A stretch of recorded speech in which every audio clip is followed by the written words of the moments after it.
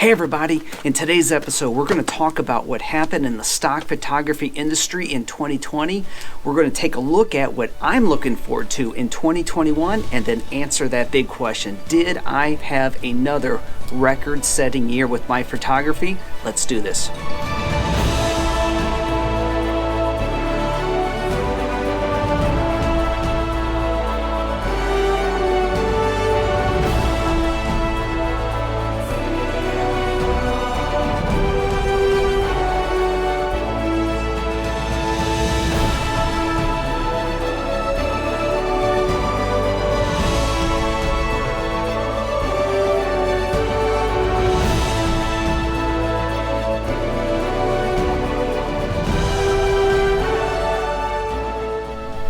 So everybody, as you can see, it's snowing. This is a surprise. I was not expecting to be able to get up above snow level, and look what I found. This is absolutely beautiful. So I thought this would be a great place to have this episode and share some information with all of you. Now remember, before we get started here, give this video a thumbs up. It kind of helps me out with the YouTube algorithm, and also hit that subscribe button and ring that notification bell. Obviously, I'm going to be shooting one of my landscape photography episodes for later on while I'm still up here, so you don't want to miss that. Now, if you're new to this channel, my name's Jason Yoder. My channel is about my travel and my photography adventures, and I travel in all different ways, whether it be by foot, by Jeep, by train, by boat, and even by plane. I go everywhere that I can, and I take all of you with me and show you some amazing photography along the way. So let's start talking a little bit about what happened in our industry in 2020.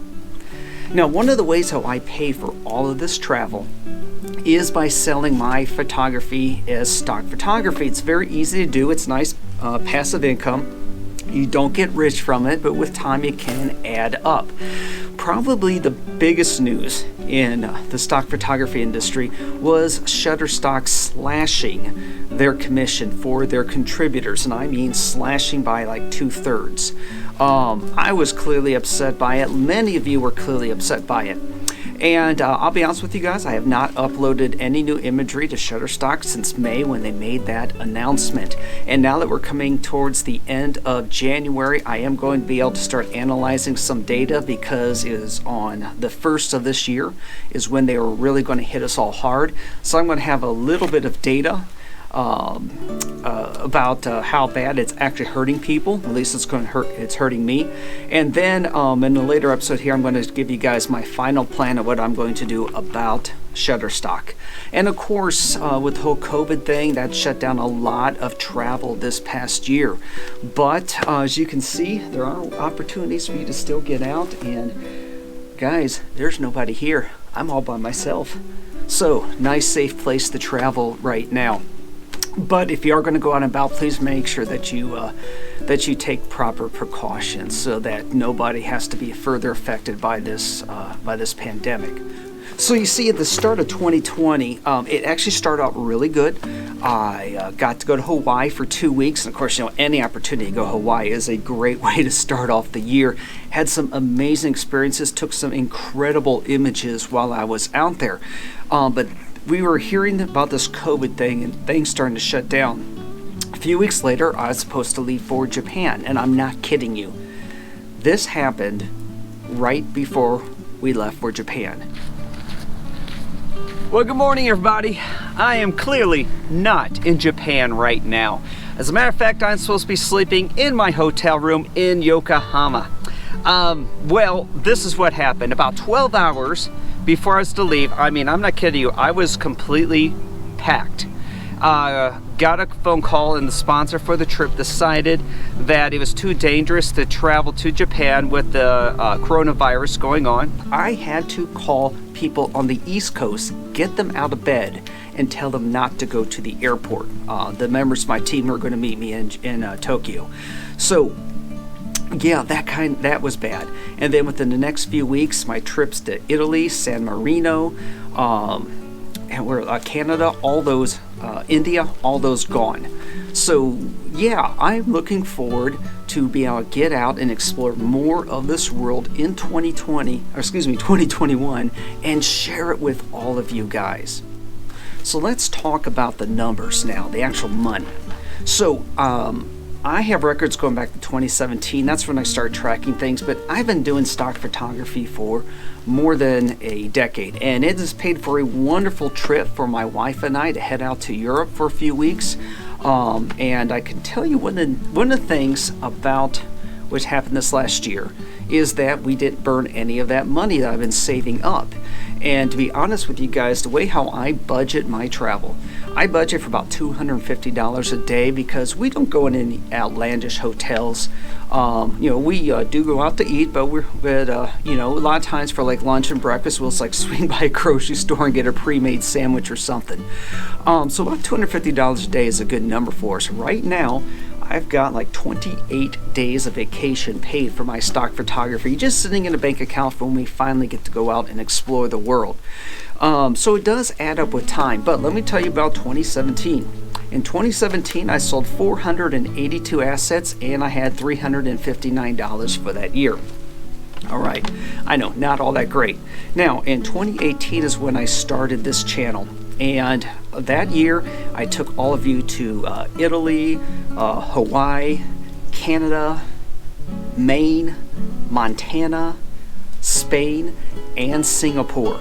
So it was a very well-traveled year. And that year, I sold 1,048 assets and earned $842 in commissions. Now for 2019, the last year we had before the whole COVID thing started up, came out here and had did some amazing photography here in Washington State. Spent some time in Sedona in the Grand Canyon. We went off to South Korea.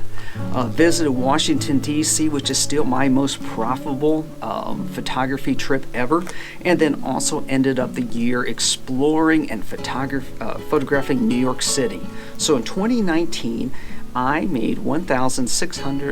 sold 1,630 assets and made $1,665 in commissions. So that was a really good year.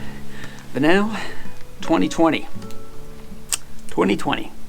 Yeah, obviously, with all the travel slamming me and keeping me at home, photography has been a bit of a challenge.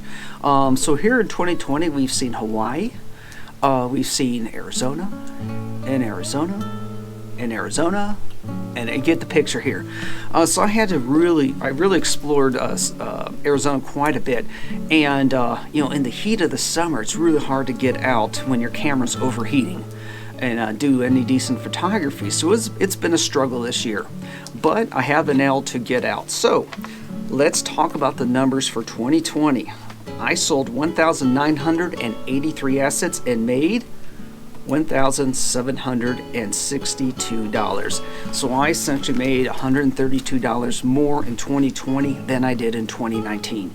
For that, I am grateful that I was able to continue to increase my earnings despite everything that's happened this year. Now, really, for stock photography, you don't have to travel the world. This is my hobby. This is something I enjoy doing and I enjoy sharing with all of you. But you don't have to travel in order to have a stock photography portfolio. You certainly can do one in your local neighborhood. You don't have to do scenery like I do. You can set things up at home and do still life or what have you, or photograph people. So you don't have to do travel in order to create a stock photography portfolio. But again, this is what I enjoy doing. I certainly could make a lot more in this market if I would photograph other things, but it's not what I enjoy. So that's one of the reasons why I am out here today, is to simply enjoy photography. So guys, I hope you all enjoyed this episode and learned a little bit about how much you can make in stock photography over the year. So if you could, make sure you give this video a thumbs up, hit that subscribe button, ring that notification bell, and also check out my bonus content on patreon.com/EWJ. And then, of course, one more last thing. If you could, open your hearts and your homes to a shelter animal in need. Trust me, you will not regret the amount of love that these wonderful animals will give to you if you open your home to them. And if you can, please consider donating to your local animal shelter. Well, guys, that's it. The snowfall is starting to get a little bit lighter right now. Beginning, you'll see some of the mountains around me. I am going to pull out my camera and enjoy a little bit of winter landscape photography, and I hope to see you all in the next episode.